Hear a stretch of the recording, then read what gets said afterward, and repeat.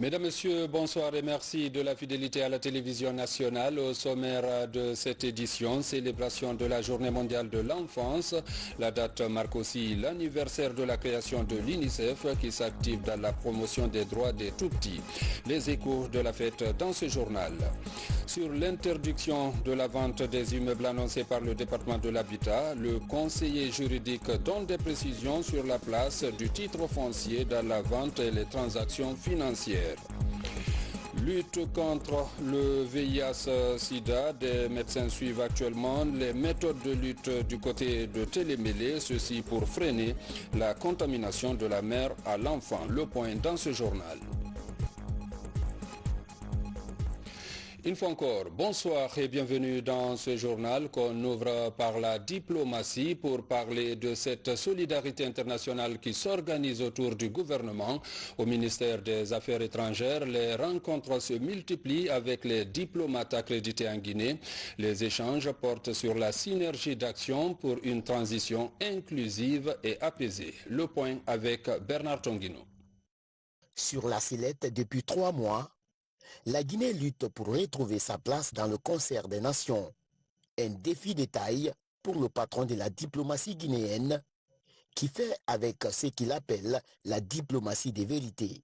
Pas d'agenda caché, la charte de la transition reste la boussole d'un pays en refondation. Message du chef de l'État transmis aux diplomates étrangers. La solidarité s'est construite progressivement pour la réussite de la transition. Et pendant cette période de transition, cette période complexe et sensible, j'encourage la Guinée de progresser vers une démocratie stable avec les élections libres, transparentes, inclusives. Et le Royaume-Uni va continuer d'être un ami de la Guinée, de soutenir ce processus. Pendant ce temps, la Guinée dirige le groupe des 77 plus la Chine. Une présidence tournante qui prend fin en décembre, pilotée par la mission permanente de Guinée auprès des Nations Unies. L'organisation renouvelle son soutien aux autorités pour le succès de la transition. À Conakry, les échanges avec les diplomates étrangers portent sur des sujets multiples et des préoccupations nationales. Malgré les événements, les États-Unis restent le premier donateur dans le domaine de la santé. On veut continuer de travailler ensemble dans le domaine de la santé et le gouvernement de transition doit faire le meilleur pour garder la santé de la population. Santé, éducation, politique, pour parler notamment du chronogramme des élections à venir, tout est passé en revue durant ces entretiens. Pendant que la Guinée se veut optimiste quant au soutien des partenaires bi- et multilatéraux pour la réussite de la transition. Dans l'actualité encore, célébration de la Journée mondiale de l'enfance, l'UNICEF a couplé la fête avec le 75e anniversaire de sa création. Cette année, le plaidoyer porte sur l'implication des jeunes dans la vie socio-professionnelle. Reportage Lancé Kamisoko, Momelamine Diallo. Devant ce public mobilisé pour leur cause, ces enfants donnent leur avis sur le futur de la Guinée. C'est à l'occasion de la célébration de la Journée mondiale de l'enfance, couplée avec le 75e anniversaire de la création du Fonds des Nations Unies pour l'enfance UNICEF. Je vois un avenir vraiment radieux, un avenir où les filles seront scolarisées, un avenir où les décisions prises pour les enfants seront impliqués dans ces décisions. Pendant les 25 prochaines années, nous souhaitons vraiment un avenir où les enfants, particulièrement les filles, auront accès à l'ordinateur. Leur implication dans la vie socio-professionnelle est encouragée par le gouvernement guinéen et ses partenaires. Féliciter l'UNICEF dans toutes les actions qu'ils sont en train de mener dans le monde, notamment Zérékoré, parce que j'ai vécu avec eux. J'ai travaillé avec l'UNICEF.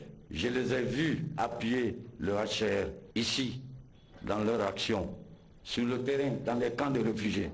L'UNICEF, avec l'ensemble des partenaires de la région, a été en première ligne pour répondre aux nombreuses crises que la région a traversées, travaillant sans relâche, a aidé des millions d'enfants en Guinée à survivre, à s'épanouir, en accordant une priorité majeure sur leurs besoins, sur leurs droits et sur leur bien-être. L'école des malvoyants de Zérékoré profite de l'occasion pour montrer à l'opinion son potentiel dans le cadre du développement de la nation guinéenne. Pour ce premier jour, des sketchs, des slams et autres pièces de sensibilisation sont présentées par des enfants.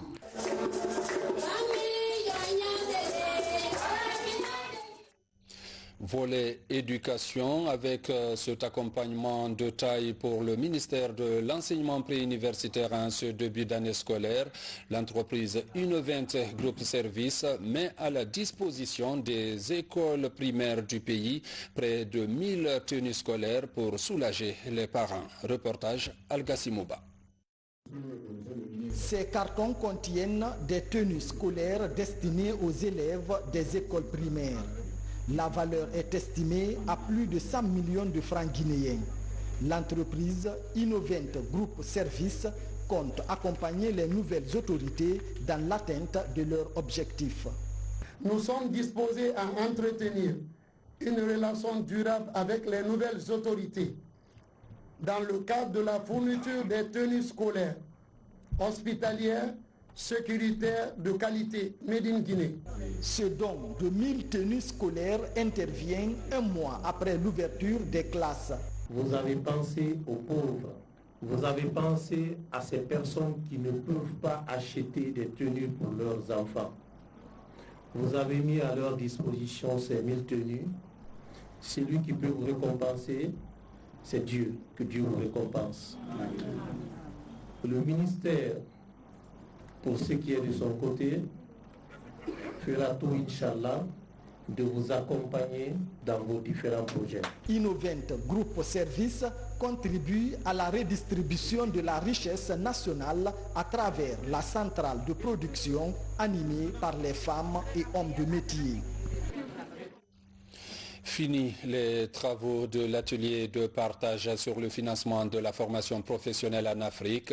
Ce rendez-vous de Dakar était essentiellement consacré à la digitalisation de la formation. Le compte-rendu avec Moussa Komara. Digitaliser la formation professionnelle, c'est l'ambition qu'affiche le réseau africain des institutions et fonds de formation professionnelle de l'Afrique de l'Ouest et du Centre, RAFPRO. Une approche innovante que l'institution espère engager pour démocratiser l'apprentissage sur le continent. L'objectif de la digitalisation, c'est massifier la formation et la rendre plus efficace avec le budget équivalent. L'objectif pour le réseau, renforcer l'adéquation entre l'offre de formation et la demande des employeurs. La mutualisation des outils est conseillée par les experts pour rapprocher la technologie des apprenants. L'initiative est bonne et la Guinée veut occuper la tête du peloton. Nous sommes presque en avance parce que nous sommes déjà dans la création, dans la synergie de cette direction qui permettra à la fois d'aider nos apprenants, d'aider nos formateurs, d'aider nos utilisateurs, c'est-à-dire les employeurs, et pourquoi pas tous les jeunes Guinéens voulant aller vers le système d'enseignement technique et de formation professionnelle. Si la digitalisation ne manque pas d'atouts pour le secteur de la formation professionnelle, les obstacles restent nombreux. L'équipement pour les apprenants, le coût de la formation ou encore l'accès à l'Internet. Le soutien du secteur privé est sollicité. Nous avons besoin du patronat qui évolue dans la sphère de l'économie numérique. Nous avons besoin des patrons qui évoluent dans d'autres activités. Nous avons besoin des partenaires, nous avons besoin du gouvernement, nous avons besoin des entreprises, nous avons besoin des partenaires techniques et financiers. Les bases de la transformation de l'enseignement technique et de la formation professionnelle sont jetées. Rendez-vous est donné à Conakry au mois de mars pour repenser sur la question. Au Sénégal, toujours, l'heure est aussi à l'évaluation des activités réalisées au compte du projet de gestion intégrée des ressources en eau dans le bassin du fleuve Sénégal. Les difficultés rencontrées ont été aussi évoquées par l'organisation. Le point avec Maurice Dibé. Depuis 2014, l'Organisation pour la mise en valeur du fleuve Sénégal a reçu un crédit de financement pour l'exécution du projet de gestion intégrée des ressources en eau et le développement des usagers multiples dans le bassin du fleuve Sénégal, dénommé PGIR2. Pour évaluer le niveau d'exécution du projet, ces participants venus de la Guinée, du Mali, de la Mauritanie et du Sénégal prennent part à ce rendez-vous bilan de l'EMVS, ici à Sali, dans la région d'Embourg. Chaque pays a présenté les activités menées, les résultats atteints et les actions en cours. Un projet, je le rappelle, financé sur un prêt de la Banque mondiale à nos pays, un prêt qui pourrait se chiffrer à plus de 122 milliards de francs CFA, en y rajoutant bien sûr le TF3. C'est lieu ici de saluer, on va dire, l'effort consenti par la Banque mondiale et le gouvernement néerlandais pour faire en sorte que ce projet-là puisse, comme je l'ai dit, à côté des programmes d'infrastructure de l'organisation, donner encore plus de sens au mandat qui a été donné à l'organisation par les chefs d'État de nos 4 pays, mandat de développement du bassin. Et après cette rencontre sur le bilan et les perspectives de l'organisation, une conférence de presse est organisée par le Haut Commissariat de l'EMVS. Devant les journalistes, les résultats obtenus et les difficultés sont expliqués. Il y a tellement de gens qui ne savent pas que quand ils allument l'interrupteur chez eux, il y a une partie du courant qui vient de l'OMS. Même si c'est pour le Sénégal, par exemple, c'est à peu près 10%. 10%, c'est pas petit. C'est surtout 10% de l'énergie la plus propre, de l'énergie la moins chère. Mais c'est l'OMS, ça.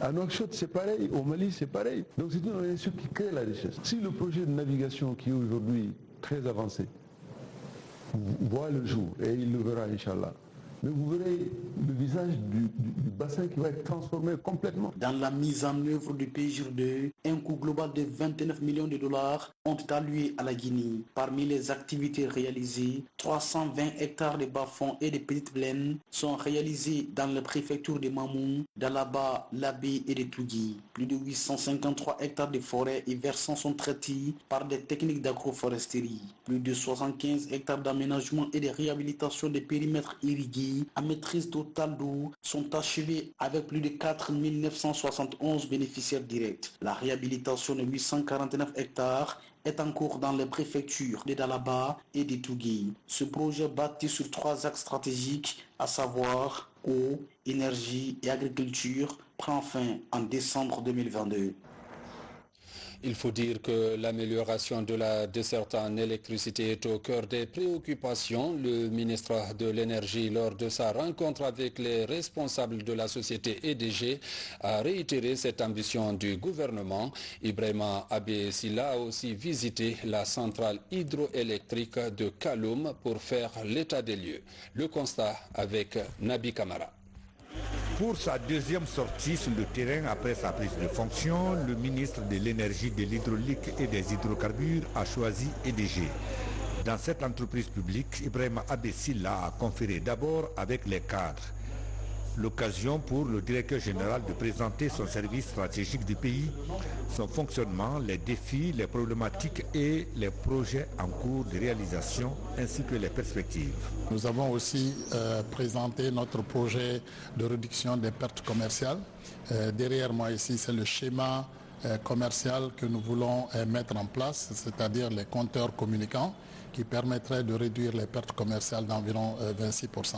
Ensuite, le ministre Abbé Silla est allé visiter la centrale électrique de Kaloum. Au vu des réalités sur le terrain par rapport à l'exposé du directeur général, le ministre de l'Énergie, de l'Hydraulique et des Hydrocarbures a félicité l'ensemble des travailleurs de EDG. J'ai fini déjà de faire l'état des lieux. Si tout marche bien, nous aurons le dorsal qui sera construit et la majorité de la République sera électrifiée. Et ça, ce n'est pas quelque chose à la légère que je déclare aujourd'hui au peuple guinéen. Tout est en place déjà dans la majorité des projets que nous entamons. Je demanderai le support de tous les ingénieurs, les techniciens qui sont là pour nous appuyer afin qu'on puisse produire 24 heures sur 24 le courant de qualité pour le peuple guinéen. Par rapport à la situation qui prévaut à Kamsar, le ministre Abbé Silla a indiqué que la fourniture du courant doit être assurée par CBG. Toutefois, a-t-il précisé, des mesures urgentes sont en train d'être prises pour satisfaire les populations dans ce sens.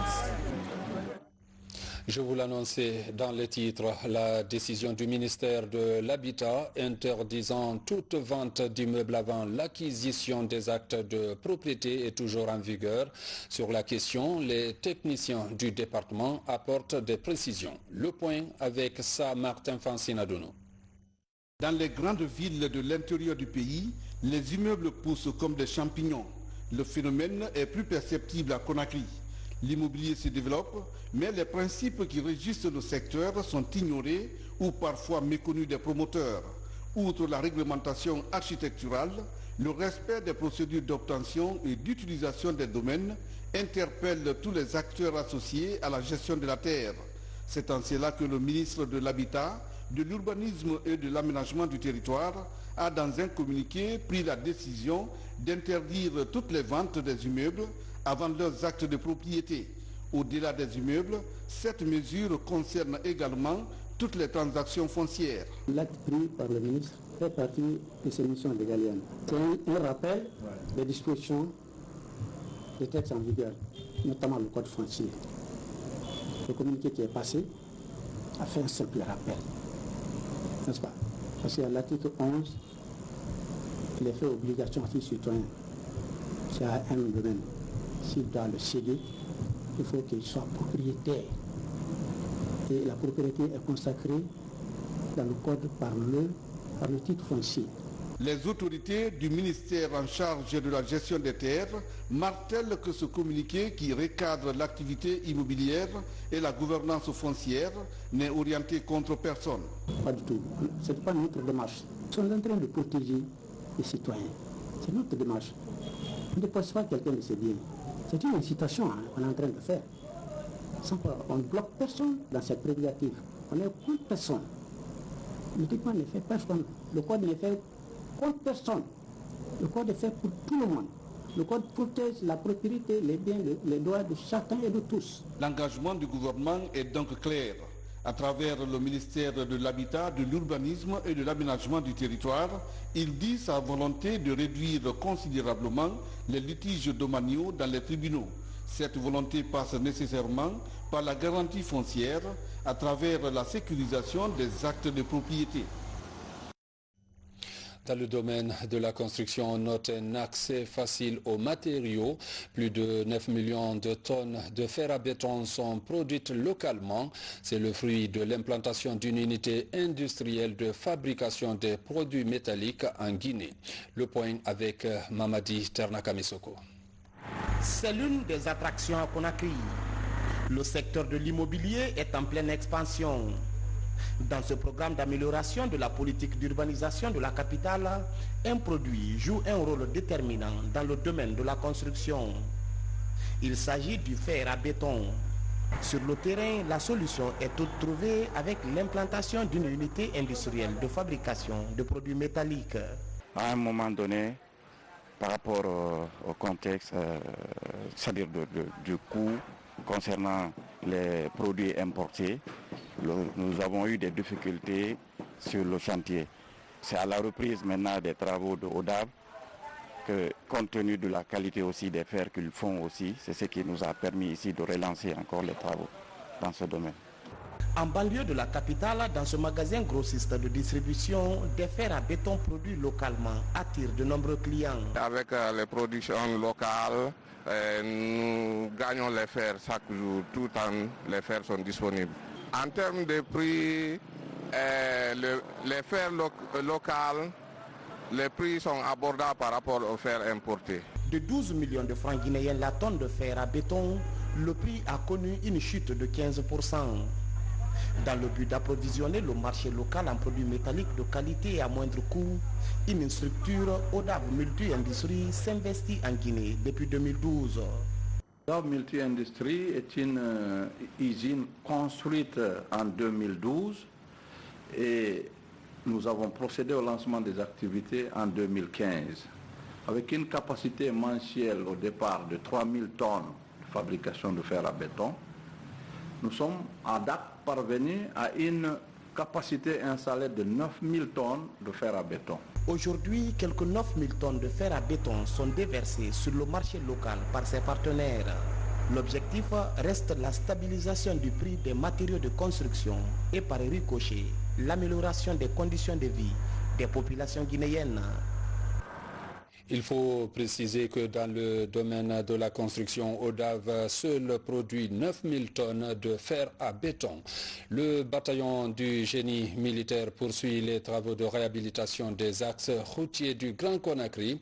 C'est le tronçon Kagbelin, kilomètre 36, qui a bénéficié ce matin de cette opération, une initiative des autorités vivement saluée par les populations. Reportage colonel Mohamed Kassé. Après le démarrage des travaux de rénovation de la route de Somfonia-Marché dans la commune de Ratouma, le génie militaire poursuit ses activités de reprofilage sur l'axe routier km 36 Kagbelin dans la commune urbaine de Koya. Ces travaux de reconstruction des routes en état de dégradation illustrent la volonté des autorités du CNRD à travers le bataillon du génie militaire à faciliter la fluidité de la circulation. À voir que dans un bref délai, la route Kagbelin-Sanoya et Kagbelin-36 soit dans cet état de réflexion avec notre vaillante armée. Ce n'est qu'un sentiment de satisfaction et de bon profil moral pour l'armée. Le bataillon de génie militaire, étant la cheville ouvrière de toute l'armée guinéenne, ne peut rester les bras croisés sans intervenir en de pareilles circonstances. Parce que qui connaît ce coin-là, il n'est pas si distant, mais c'est très difficile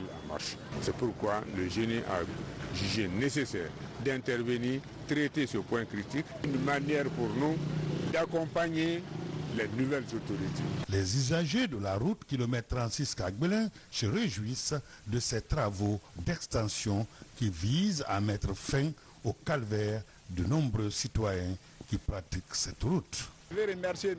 le Président, son Excellence, le colonel Mambadi Doumbouya, pour les actes qu'il est en train de poser. Ici, c'était presque un calvaire. Si ce n'était pas facile avec des camions, mais maintenant que vous êtes en train de faire ça, le passage sera très facile.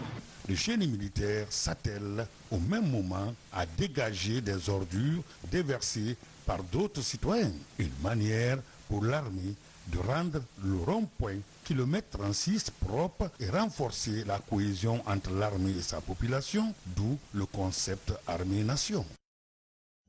Ce dimanche 21 novembre, les États africains célèbrent la journée de la sécurité routière, une occasion pour les autorités des transports de rappeler les engagements de la Guinée à respecter les conventions internationales pour plus de prudence sur la route afin de sauver des vies. Fodé Camara, Marouane Camara. Instituée depuis 9 ans par l'Union africaine, la journée de la sécurité routière sera commémorée en Guinée sous le thème « L'engagement citoyen au service de la sécurité routière ». Pour rappeler les enjeux de cette journée, la déclaration du ministre Yaya Sow des infrastructures et des transports est lue par le directeur général de l'Agence guinéenne de la sécurité routière. Cette 10e journée africaine de la sécurité routière, qui sera célébrée en différé en Guinée, revêt un caractère particulier.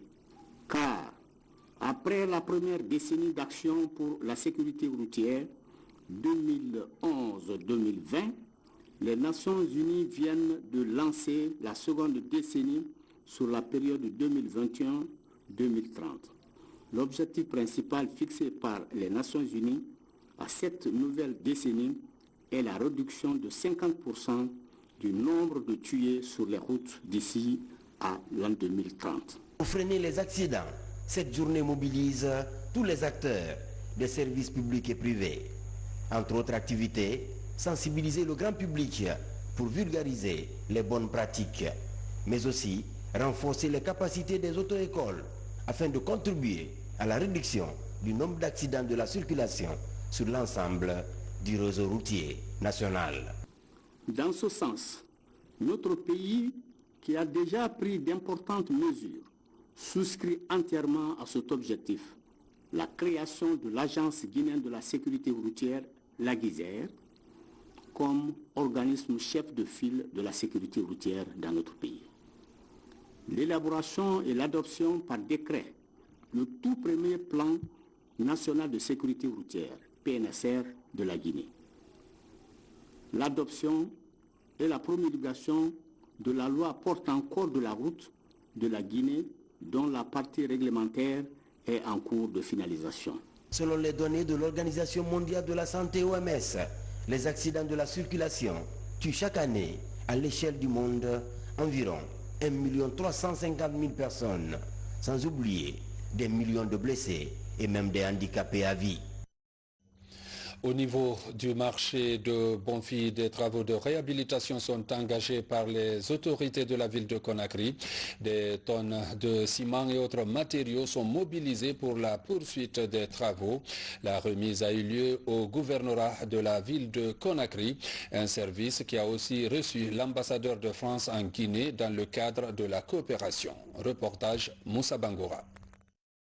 L'ambassadeur de France en Guinée au gouvernorat de Conakry. Le diplomate français est venu s'enquérir des réalités du gouvernorat. Marc Fombostier vient aussi réaffirmer son engagement au nom de son institution à accompagner la présidente du conseil de ville dans ses actions, mais aussi renforcer les liens d'amitié et de coopération entre Paris et Conakry. Compte tenu de son rôle éminent dans la vie de la cité, depuis mon arrivée, je me suis senti bien à Conakry. Heureux au fond de représenter mon pays chez vous, parce que la population de Conakry est extrêmement chaleureuse, au fond, qui était celui d'un ambassadeur qui ne connaît pas le gouvernorat, qui ne connaît pas cette institution et qui avait besoin d'apprendre et de se faire expliquer. Et j'ai eu beaucoup d'explications très édifiantes. Autre sujet d'intérêt public, la remise de 40 tonnes de ciment par l'entreprise CIMAF aux autorités de la ville pour le projet de construction du marché de Bonfi dans la commune de Matam. Nous avons fait un don de ciment au gouvernorat et nous avons rappelé à Madame la gouverneure qu'à chaque fois qu'il y a les femmes qui sont en jeu, à chaque fois qu'il faut agir d'une façon sociétale, que CIMAF Guinée était présente à ses côtés, aux côtés du gouvernorat et également aux côtés de l'État pour tout ce qui était construction, reconstruction. Déjà, les travaux ont débuté sur le terrain en vue de soulager les femmes dans leurs activités commerciales.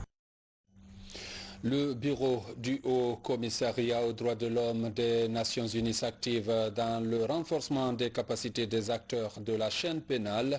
Pour ce programme, il a été question d'outiller les participants de certaines notions liées au développement socio-économique et culturel. Reportage Abdoulaye Diallo. Les magistrats et les auxiliaires de justice, notamment les avocats, renforcent leur aptitude pour faire face à certaines obligations relatives à la promotion et la défense des droits de l'homme. Il y a des droits économiques, des droits au développement qui sont violés et dans ce domaine-là, l'avocat doit jouer sa partition en aidant la communauté à recouvrer ces droits-là. Nous sommes un pays minier, on dit que nous sommes un scandale géologique. Dans différents endroits, il y a des problèmes de développement qui se posent, il y a des problèmes de pollution pour lesquels les communautés ont besoin d'être conseillées. Et cette formation-là nous permet en tant qu'avocats de les conseiller et de suivre la voie pour les permettre de recouvrer les droits. Au cours de cette session, ces avocats échangent sur les modalités pratiques de traitement des cas de violation des droits économiques, sociaux et culturels. Un travail qui doit être facilité par l'organisation d'un procès juste et équitable. Les Nations Unies, à travers le Haut Commissariat aux droits de l'homme, attachent du prix au respect des principes et des droits qui sont universels et indissociables. Ce que nous attendons, c'est d'avoir de plus en plus d'avocats et d'avocats guinéens qui sont au fait des outils des droits de l'homme pour qu'ils puissent les intégrer dans la défense des intérêts de leurs clients, mais aussi dans ce que nous appelons l'activisme judiciaire, le fait de défendre des intérêts publics en dehors de la défense des intérêts de leurs clients, pour qu'ensemble on puisse contribuer à l'émanation d'une société plus respectueuse des droits de l'homme. Cette initiative va toucher tous les maillons des acteurs de la chaîne pénale guinéenne. Au bout du compte, l'objectif est d'instaurer des garde-fous pour le respect scrupuleux des droits économiques, sociaux et culturels en Guinée.